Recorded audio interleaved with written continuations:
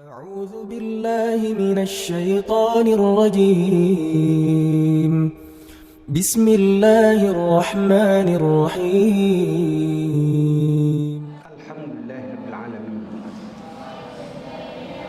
والصلاة والسلام على أشرف الأنبياء والمرسلين محمد وعلى آله وأصحابه أجمعين. أشهد أن لا إله إلا الله وحده لا شريك له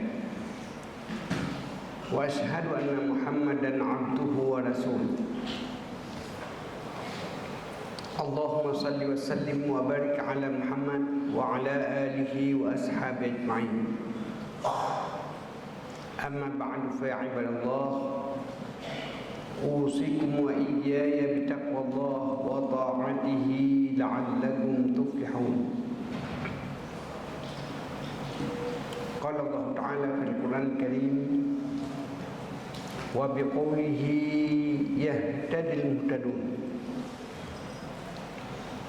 يا أيها الذين آمنوا اتقوا الله حق تقاته ولا تموتن إلا وأنتم مسلمون. Jamaah yang berbahagia, kita sekarang sudah berada di bulan Muharram. Sebahagian negara Islam memulai tahun baru Islam dari hijrahnya Rasulullah SAW. Tetapi ada juga negara yang memulai tahun baru Islam dimulai dari masa pengangkatan Muhammad di Rasul. Dan ada negara seperti Libya memulai tahun baru Islam dimulai tanggal wafatnya Muhammad Rasulullah SAW. Maka demikian, lain negara Islam, lain memulai kapan tahun baru Islam. Indonesia, Saudi Arabia, Mesir dan beberapa negara Arab memulai di tahun hijrahnya Muhammad SAW. Sekarang kita berada di abad ke-15 Hijriah 1445. Berarti abad ini masih ada sisa 55 tahun. Sehingga nanti timbul pemikiran kita, apa yang dihasilkan umat Islam selama satu abad ke-15 Hijriah. Pada abad ke-14 Hijriah lahir organisasi Islam yang besar seperti Muhammadiyah, Al-Wasliyah, Nahdlatul Ulama. Semua itu lahir pada abad ke-14 Hijriah. Di Indonesia baru nampak lahir ICMI, Ikatan Cendekiawan Muslim Indonesia, pada abad ke-15 Hijriah. Kenapa terjadi hijrah? Kenapa Nabi harus pindah dari Makkah ke Madinah? Ini disebabkan karena sudah capek Nabi Muhammad menyampaikan dakwah di Mekah. Bibit yang dibawa cukup bagus, tapi tanahnya tanah gersang.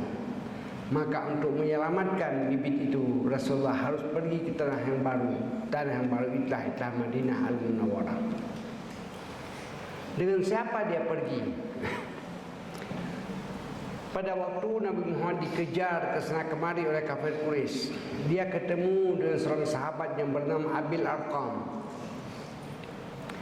Abil Arqam memiliki satu rumah di dalam tanah tempat mereka tinggal. Untuk menyelamatkan Nabi dari kejaran kafir Quraisy, Abil Arqam menyerahkan rumah itu pada Muhammad, tempat Nabi bersembunyi. Tapi Muhammad berpikir, untuk apa aku selamat kalau bibit iman ini tidak selamat? Maka diserahkanlah, diambillah tanah rumah itu oleh Nabi, bukan tempat tinggal, tapi dibuat di suatu lembaga pendidikan dan diberi nama lembaga pendidikan itu Darul Arqam. Diabadikan nama yang punya rumah Al-Arqam.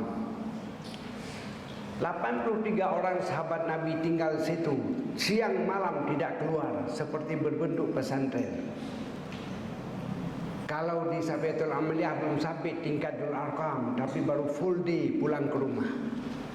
Tapi pesantren-pesantren yang ada di Indonesia meniru apa yang terjadi di Darul Arqam, 24 jam di situ. Nabi Muhammad hijrah ke Madinah dengan 83 muridnya yang sangat cerdas, alumni Darul Arqam. Untuk apa? Untuk mengembangkan Islam di tempat yang lebih layak. Apa yang dilakukan oleh Nabi setelah tiba di Madinah?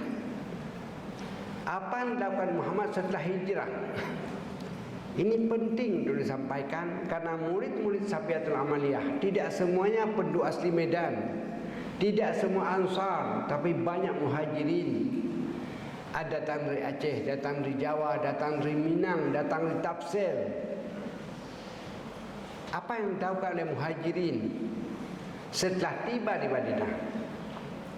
Karya pertama yang dibangun Rasulullah setelah tiba di mana ada membangun satu masjid. Padahal waktu itu Nabi belum punya rumah pribadi. Safiatul Amaliyah didirikan oleh Muhajirin yang bernama Sofyan Ras. Dia datang dari Minang. Dia bekerja sama dengan Ansar, penduduk asli di sini. Maka Safiatul Amaliyah akan kuat apabila kerjasama yang bagus antara Muhajirin dan Ansar.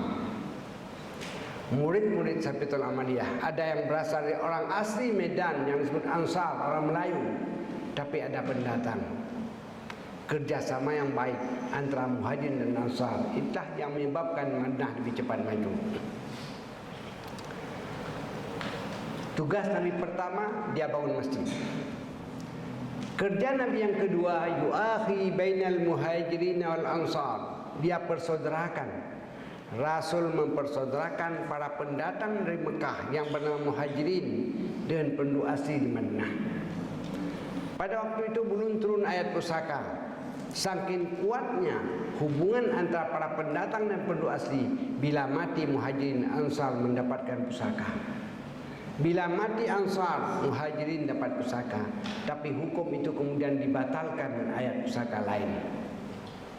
Bahkan untuk lebih menguatkan hubungan antara pendatang dan penduduk asli, Nabi menganjurkan supaya Muhajirin menikah dengan Ansar.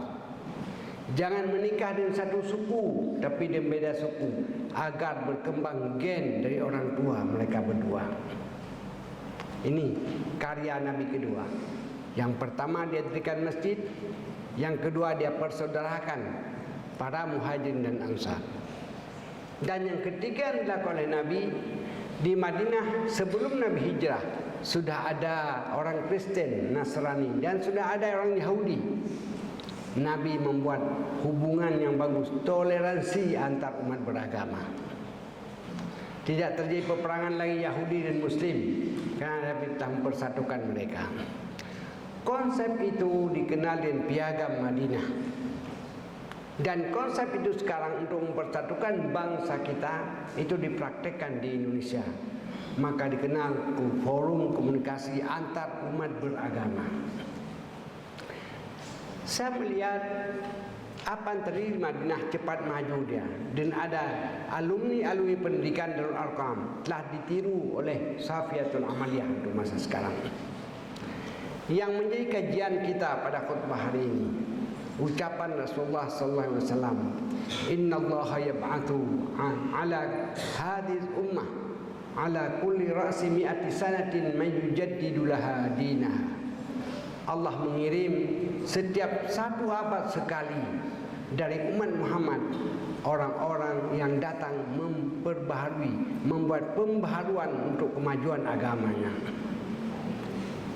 Saya lihat jarang ada pembaharuan dan kemajuan lewat peperangan, tapi semua mereka berhasil karena pendidikan. Maka lembaga pendidikan Safiatul Amaliyah diharapkan dan melahirkan alumni-alumni terbaik. Alumni ishhadu bi annana mutakharrijun min Safiatul Amaliyah. Saksikan kami adalah alumni-alumni dari lembaga pendidikan Safiatul Amaliyah.